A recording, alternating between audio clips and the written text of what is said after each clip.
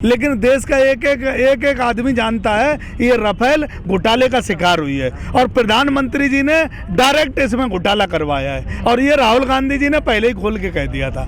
ये मुद्दा कोई अब अगर विदेश की किसी मीडिया ने या किसी एजेंसी ने बता दिया है तो उनके लिए नया होगा। हमारे देश में ये घोटाला बहुत बड़ा घोटाला है और इससे बड़ा घोटाला नोटबंदी का घोटाला है, उससे भी बड़ा घोटाला व्यापम घोटाला है।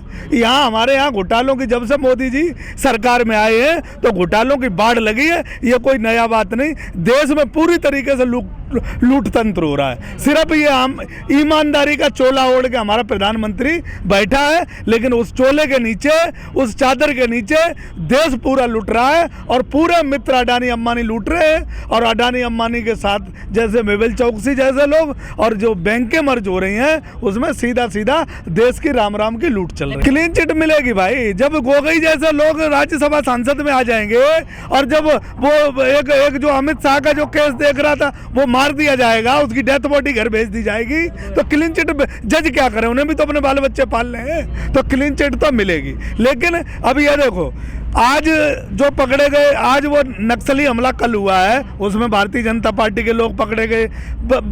जो बच्चों की तस्करी होती थी वहाँ वो तुम्हारे बंगाल में, उसमें भारतीय जनता पार्टी की महिला एक पकड़ी गई।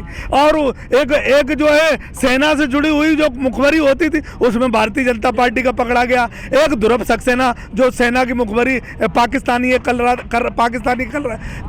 के लिए कर रहा था। तो भारतीय जनता पार्टी पूरी तरीके से देश की खुफिया एजेंसी जितनी है उनकी जानकारी, सेना की जानकारी और देश का माल पूरी तरीके से लुटाने में लगी है दोनों हाथ से। जब तक ये सत्ता में बैठेंगे इस देश को कंगाल करके जाएंगे।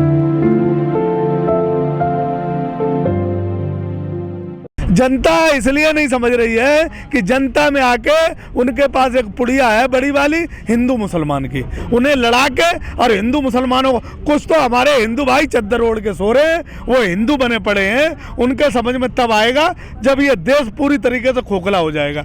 अंग्रेजों ने भी इतना नहीं लूटा जितना ये प्रधानमंत्री मोदी की देख रेख में उद्योगपति और अमित शाह लूट रहा है इस देश को। भाई 5 राज्यों में चुनाव चल रहे हैं तो मुझे तो लगता है अब लोग हिंदू मुस्लिम नहीं बनने चाहिए, अब लोग हिंदुस्तानी बनने चाहिए और लोगों को एक मत में एक सुर में खड़े होके और इस सरकार को बाढ़ से लेकर के और प्रधानमंत्री तक उखाड़ के फेंकना चाहिए अगर देश को बचाना है तो।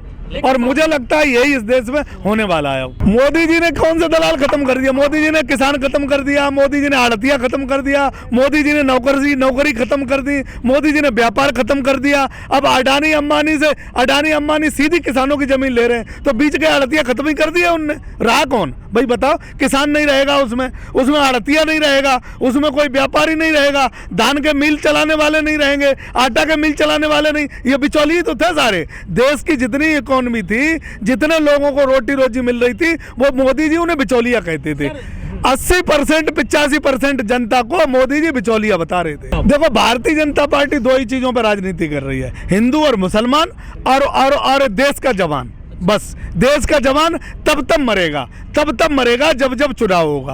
और क्यों पुलवामा अटैक की आज दिन तक एनआईए ने रिपोर्ट नहीं दाखिल की और देवेंद्र सिंह जिसके ने आतंकवादियों के साथ पकड़ा गया वो भारतीय जनता पार्टी के गोद में है। अब ये जो कल हमला हुआ उसमें 2 बतारे भारतीय जनता पार्टी के लोग पकड़े गए। अब मैं फिर कहता हूं कि ध्रुव सक्सेना जैसे भारतीय जनता पार्टी के पदाधिकारी और जब पाकिस्तान को अपनी खुफिया एजेंसी की रिपोर्ट देते हैं और कई लोग ऐसे पकड़े जाते हैं भारतीय जनता पार्टी के जो बच्चों की तस्करी करते हैं, तो भारतीय जनता पार्टी देश में पूरी तरीके से जवान को और किसान को और देश को खत्म करके और सत्ता में रहना चाहती है। यार मुझे ये बताओ, कभी किसी चोर ने कहा कि मैं चोर हूं? कभी किसी चोर ने कहा? कभी किसी गुंडे ने कहा कि मैं गुंडा हूं? वो हमेशा ये कहता है कि मैं गुंडा नहीं हूं। और चोर कभी भी चोर नहीं बताता अपने आप को। लेकिन देश के साथ चोरी हो रही है और भारतीय जनता पार्टी पूरी तरीके से देश के खजाना पे और देश की आर्मी पे पूरी तरीके से हमलावर है। उन्हें मरवा के, अरे सैनिकों का देखा नहीं, सैनिकों के साथ मुठभेड़ हुई,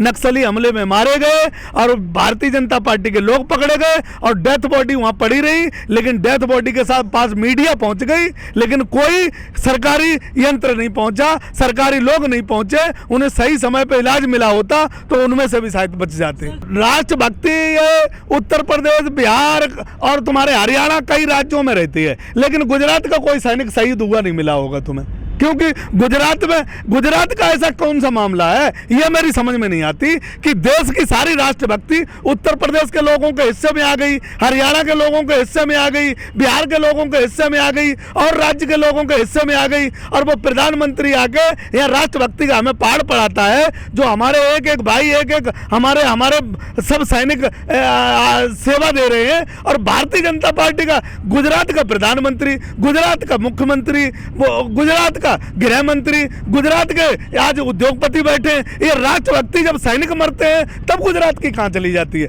ये देश क्यों नहीं समझ पा रहा है? ये बात समझ में नहीं आ रही।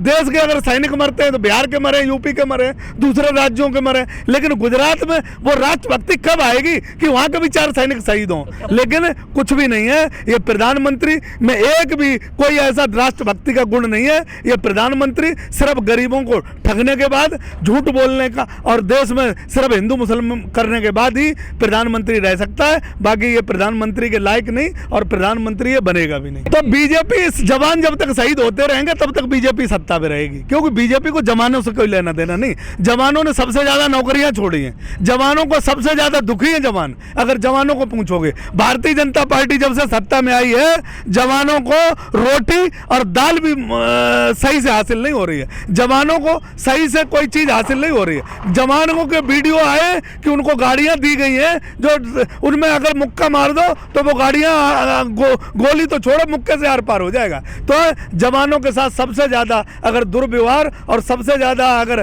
पीड़ादायक जो अब स्थिति है वो पहले कभी नहीं रही। भैया ये मोदी सरकार जो आई है सब खत्म करने के लिए ही आई है, बाकी किसी काम के लिए नहीं आई है। सैनिकों के पद खत्म कर देगा तो लड़ने प्रधानमंत्री जाएंगे। ये जो शहीद हो रहे हैं सैनिक, ये प्रधानमंत्री सिर्फ खत्म करने आया है रोजगार किसी भी स्थिति से, चाहे वो किसी भी क्षेत्र में आप ले लो। फिर अब ये सेना को प्राइवेट न कर दें, कहीं ये न कर दें, ये डर और है कहीं ऐसा ना हो अडानी अंबानी को देश की सेना भी दे दें। जैसे रेलवे दे दिया, ऑर्डिनेंस कंपनियां दे दी, ONGC दे दी, LIC दे दी, एयरपोर्ट दे दिया, लाल किला दे दिया, ताजमहल दे दिया, कहीं ऐसा ना हो ये गुजराती प्रधानमंत्री कहीं सेना भी गुजरात के हवाले कर दे। इसका कोई भरोसा नहीं है, क्योंकि देश गलत हाथों में है, ये पूरा देश जानता है।